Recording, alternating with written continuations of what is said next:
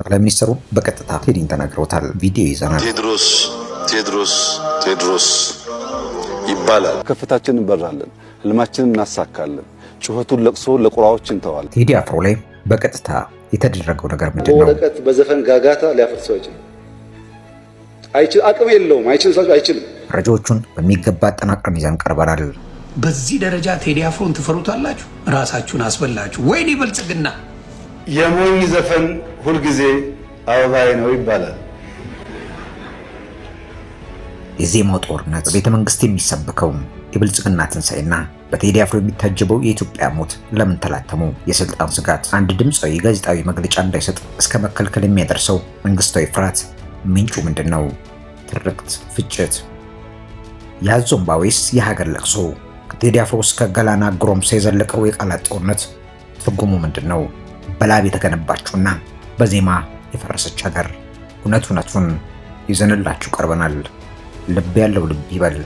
ደቂቃዎች ሰጥታችሁ ሚዛናዊ የሆነውን ፕሮግራማችንን ተከታተሉ። ህፃናት፣ አሮጊቶች፣ እናቶች እነሱ ኢትዮጵያውያን አይደሉም ወይስ ኢትዮጵያውያን ለመሆን የእናንተን መስፈርቶች ማሟላት አለባቸው? ያ ሁሉ ሰልፍ የመከላከያ ሰራዊት አባቶቹን ጀብድ ለማሳየት ተሰልፈው አድዋን የሚያከብረው በሙሉ ዋጋ የለው? የኢትዮሪካ መርዶ ለምን መንግስትን አስቆጣ? ጠቅላይ ሚኒስትር አብይ አህመድ በቅርቡ ባደረጉት ንግግር ኢትዮጵያ አፍሪካ ቀዳሚ የኢኮኖሚ እድገት 9% እያመጣች መሆኑንና በላባችን ሀገር እየገነባን ነው የሚል ተስፋ ሰንቀዋል። ልብ በሉ። ሆኖም ቴዲ አፍሮም ኢትዮሪካ ላይ ይዞ የመጣው ትርክት ለዚህ ተቃራኒ ነው። ቴዲ ኢትዮጵያ ሞታለች ሲል መንግስት ተነስታለች የሚላትን የዲጂታልና የኮንስትራክሽን ኢትዮጵያን ሳይሆን ያቺን በታሪክና በሃይማኖታዊ ቅብብሎች የጸናችውን ጥንታዊት ኢትዮጵያ ነው። መንግስት የተበሳጨው ቴዲ ፖለቲካ ስለተሸናገረ ሳይሆን ህዝቡ የመንግስት የብልጽግና ትርክት ትቶ የቴዲን የመርዶ ትርክት እንዳይቀበል በመስጋት ነው ይላሉ አንዳንዶች። በአፈንዲቅ ሞተቂ እይታ አልበሙን ሳይሰሙ መከልከል የመንግስት ያለመተማመን ስሜት ፍንትው አድርጎ ያሳያል ይላል ንጉስና ስምንተኛው ንጉስ።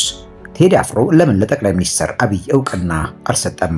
በታሪክ አረዳዱ ከቀዳማዊ ኃይለ ሥላሴ በኋላ የንግስናው ሰንሰለት እንደተበጠሰ ያምናል። እርቁን ያወረደው አብይ ቢሆንም ቴዲ ግን የጃንዌ አምላክ ጋር ቆሟል። ይህ የቴዲ ቁጥብነትና መንግስት የመናቅ ድርጊት ራሱን እንደ ስምንተኛው ንጉስ ለሚቆጥረው ስልጣን ትልቅ የስነ ልቦና ጦርነት ነው። ቴዲ ሙዚቀኛ ብቻም ሳይሆን መንግስት ሊቆጣጠሩ ያልቻለው የምናብ መንግስት ወይም ንጉስ ሆኖ መታየቱ ውጥረቱን አባብሶታል። ቴድሮስ ይባላል። ብዙ መኪና ላይ ፎቶ አለ። አለፈ። ከመልሰው ምንም ማድረግ አይችሉም። ታሪክ ነው። ሞቶ ማሸነፍ ይላል። ፈሪ ሸሽቶ ሲድን ባፉ ሊሾምበት ሺ ገዳይ ነኝ ይላል ሺሟች ከሌለበት። በየጦሩ ሜዳ በየትግሉ አቀበት ጀግናው ሞቶ አልቆ ማን ይመስክርበት። የአዞምባና የትርክት ፖላራይዜሽን የኦሮምኛ ድምፃውያኑ ገላና ጎረምሳና ዮሳን ጌታውን ገለሜ ሴና በሚለው ስራቸው ለቴዲ የሰጡት ምላሽ የኢትዮጵያን ፖለቲካ ስምጥ መስመር ያሳያል። ለቴዲ ደጋፊዎች ቴዲ የሀገርን ህመም የገለጸ ነብይ ነው ይሉታል። ተቃዋሚዎቹ ደግሞ ቴዲ ያለፈውን ጨፍላቂ ስርዓት የሚናፍቅ የዛሬውን መስዋዕትነት አፈር እየላስ ለበርገር ያበቃ የማያይ የሬሳ አምላኪ ነው ይሉታል። ይህ ፍጭት የሚያሳየው ኢትዮጵያ ውስጥ የጋራ የታሪክ ስምምነት መጥፋቱን ነው። አንዱ ሞተች ብሎ ሲያለቅስ ሌላው ሞታ የነበረችው የእናንተ ትርክት ናት፣ እኛ ያቀናናት ግን ገና ታብባለች ይላል። ሚዛናዊ እይታ እናስቀምጥ። ቴዲ ልክ ነው ወይስ ወቅቱን አልጠበቀም? ቴዲ አፍሮ እንደ ጥበብ ሰው የሚሰማውን የመግለጽ መብቱ የታወቀ ነው። ሆኖም ሀገሪቱ በጦርነትና በፖለቲካ አለመረጋጋት ውስጥ ባለችበት ወቅት ሀገር ሞታለች የሚል ተስፋ አስቆራጭ መልእክት ይዞ መምጣቱ ለአንዳንዶች ወቅቱን ያልጠበቀና ቁስል የሚነካ ሊመስል ይችላል። በሌላ በኩል ግን ህዝቡ በውሸት ተስፋ ከመኖር እውነቱን ተቀብሎ እንዲያዝን ይገፋፋል። በመጨረሻ ኢትዮሪካ አልበም ብቻም አይደለም፣ የኢትዮጵያ ነባራዊ ሁኔታ መስዋዕት ነው። መንግስት አልበሙን በመፍራትና በመከልከል ቴዲ የበለጠ ሰማዕት አድርጎታል። በሌላ በኩል ድምፃውያኑ የሰጡት ምላሽ የትርክት ልዩነቱ ምን ያህል የሰፋ መሆኑን ያሳያል። በመጨረሻም ሀገር የምትገነባው በጠቅላይ ሚኒስትሩ ላብ ብቻም ሳይሆን በቴዲ አፍሮ ዜማ ውስጥ የሚንጸባረቀው የታሪክ ስምምነት ሲኖርም ነው ይላሉ አንዳንዶች። ነፍስ የሌለው አካል ህንፃና መንገድ ማለት ነው ሀገር አይሆንም። አካል የሌለው ነፍስ ዜማና ትርክት ደግሞ መቆሚያ የለውም። ኢትዮጵያ አሁን የቆመችው በዚህ በአካልና በነፍስ ፍልሚያ መካከል ነው። ውድ ሀገራችን ህዝቦች፣ የአሚዲያ አድማጭ ተመልካቾች በሁለት ጽንፍ በኩል መሃል ላይ ቆማችሁ ነገሩን እንዴት እየተመለከታችሁ ነው? እንደዚህ አይነት ስራ ሲሰራ ቅናት ሊኖር ይችላል፣ መትጋት አለመፈለግ ሊኖር ይችላል፣ የገንዘብ ውስንነት ሊኖር ይችላል። ይህንን ነገር በአጠቃላይ ውጤት የመለካት አቅም ውስንነት ሊኖር ይችላል። እንደዚህ ያለውን ጉዳይ ራዕይ ያላቸው ሰዎች፣ ስራውን የሚሰሩ ሰዎች ማየት ያለባቸው በእነሱ ልክ ነው። ማጠቃለያ እንዲሆነኝ እንደዚህ ያለውን ስራ ጠቅለል ለማየትና ወደፊት ለመወንጨፍ የንስርና የቁራን ዝምድና ማየት ጠቃሚ ነው።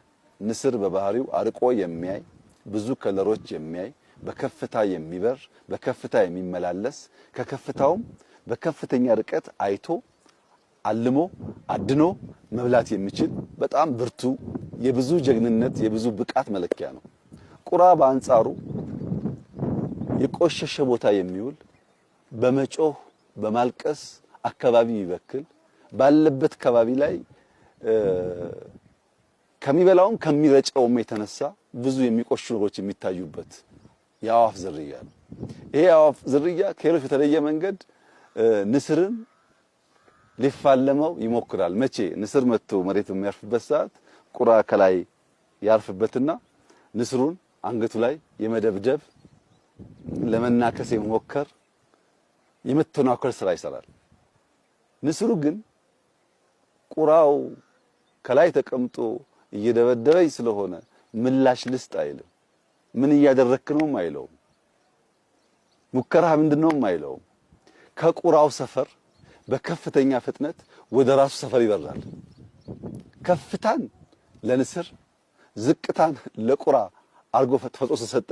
ወደ ላይ የወጡ በሄዱ ቁጥር ቁራው እንኳን ከላይ ሆኖ መደብደብ እንኳን ከላይ መቀመጥ ከፍታውን መቋቋም ስለማይችል መፈጥፈጥ ይጀምራል።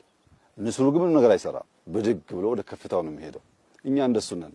ወደ ከፍታችን እንበራለን፣ ህልማችንን እናሳካለን፣ ጩኸቱን ለቅሶውን ለቁራዎች እንተዋለን። በዚህ አግባብ የኢትዮጵያን ብልጽግና እናረጋግጣለን። ሰዎች የንስር እይታና ምልከታ ካላቸው በንስር ልክ ለመመላለስ ባዩትና በያዙት መንገድ መጓዝ ያለባቸው። ያ ሲሆን ብልጽግና ማረጋገጥ ይቻላል። በቱሪዝም ሴክተር 100% ያቀርነው አሳክተናል። 100% ከዚያም በላይ ማለት ይቻላል።